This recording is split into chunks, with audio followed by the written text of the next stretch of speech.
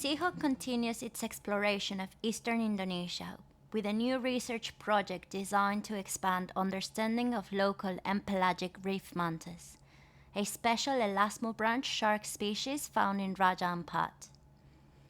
The area, also known as the heart of the Coral Triangle, is a global center of marine biodiversity.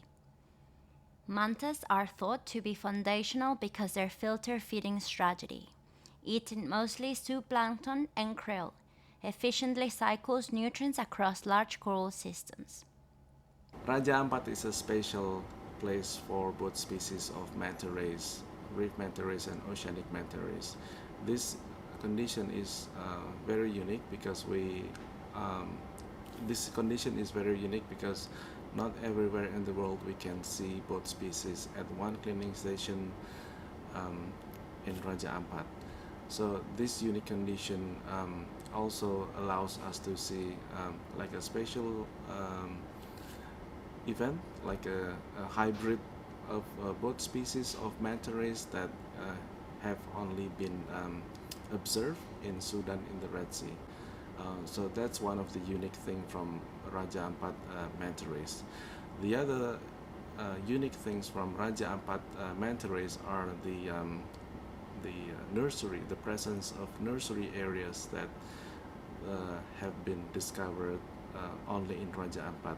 So in Wayak Lagoon and Farm Islands, these two nurseries are the world's first and second nurseries that have been identified for the species, especially reef manta rays. And this situation is very unique because by studying the nursery, we would be able to provide we would be able to increase our knowledge on how the young manta rays can survive, and this will help us to develop more protection on the species, and also that this nursery will contribute to the sustainability of the population overall in this region. Raja Ampat area mantas are also mostly local creatures, their migratory patterns limited to a few or even one island marine environment. But they do engage with pelagic mantas, their offspring a hybrid of the two similar species. While it is not clear whether the babies grow up to be more migratory than their non-pelagic parent, the research does suggest that the food supply available locally will be sufficient to sustain the animals without the need to migrate. The reef manta rays that we observe in Raja Ampat is quite unique compared to other population of reef manta rays across its range in the Indo-Pacific. In Raja Ampat, the reef mantas, they are highly resident, so they don't travel far like the ones in the eastern Australia, for example. So the one in eastern Australia, they can travel for over 1,000 kilometers, but here in Raja Ampat, for example, they are highly resident and they don't travel far. The maximum migration range that we have observed from photo identification and acoustic telemetry is only less than 300 kilometers. So it's very interesting to see why they um, are very resident. Um, so we assume that because Raja Ampat waters are very rich of nutrients, so it's and so that's why the mantas they don't need to travel far because they have enough food, and we have identified over 100 cleaning stations and feeding areas across Raja Ampat, and these two habitats are very important for the life of manta rays.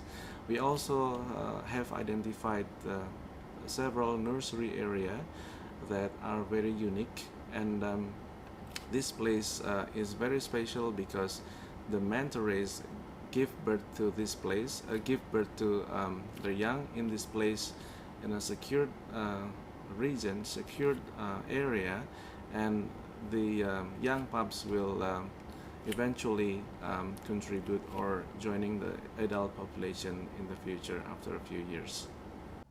The waters of Raja Ampat enjoy legal protection, so populations of vulnerable or endangered species like mantas have stabilized and, in some cases, increased.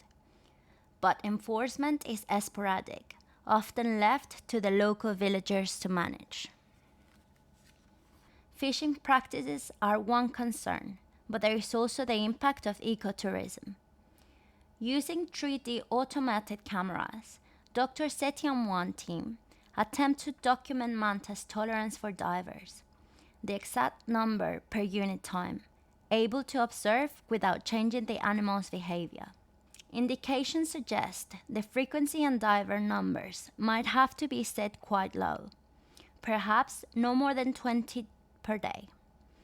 But whatever the right number is, it is important to know in order to assure the long-term viability of the manta species in Indonesia. The population of reef manta rays in Raja Ampat are the only population globally that have been increased in the last decade, and this is because the long-term implementation of regulations and management that have been in place since 2006, consisting of few regulation, but mainly this regulation play important role in reducing the threats on the species. So the main threats for the species is like fisheries activities, entanglement, net fisheries, and all of these all of these activities are not allowed in Raja Ampat waters. So that's why this regulation play a critical role in reducing the mortality rate of manta rays in Raja Ampat. But Dr. Setiangwan offers a more spiritual reason for wanting to protect these magnificent creatures, and it is connected to his faith. So I'm a religious, and I'm a Muslim. As a Muslim, it's a must for us to learn. After, I mean, every day is a learning day. So yeah, it never stop basically. And at this age, like I'm almost 40 now, but I'm still have a really high motivation to do science and inspire more younger Indonesians to do more in younger Muslim Indonesia. And as Muslim, we also taught to be as human, we are created by God to manage the nature, to manage the environment wisely, not to take a lot that will create destruction in the environment. So yeah, combining that by doing the science, knowing what's happening in the nature that the God has been created, that the God has created, and our task as human is to manage the nature wisely. I think it's a really that is something that all Muslims have to do. Study, getting the knowledge, understand the nature, and then manage the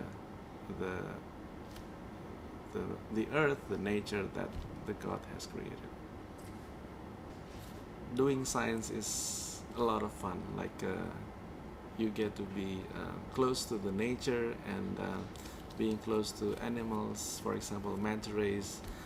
You would never imagine how wonderful to be really close to animals. They are fish, but they are more than just fish. So if you have a chance in your life, get close to the nature, get close to any wildlife, and yeah, look after them. Be a kind people that protecting the nature. Bengawan Solo, riwayatmu ini sedari dulu jadi perhatian insani. Musim kemarau tak seberapa airmu di musim hujan air meluap sampai jauh. Mata airmu dari Solo terkurung gunung seribu. Air mengalir sampai jauh,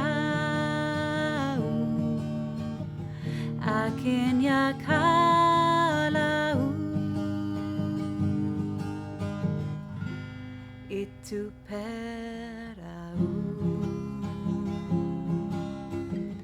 Riwayatnya dulu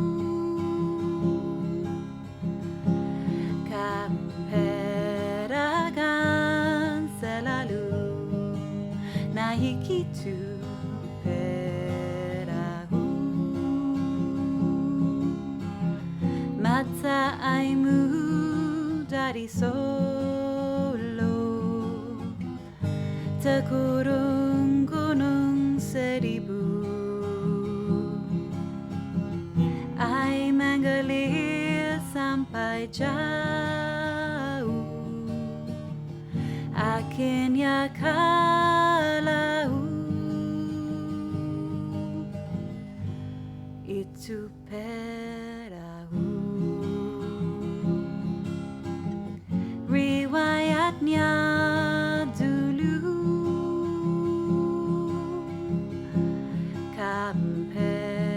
pedagang selalu naik itu perahu, naik itu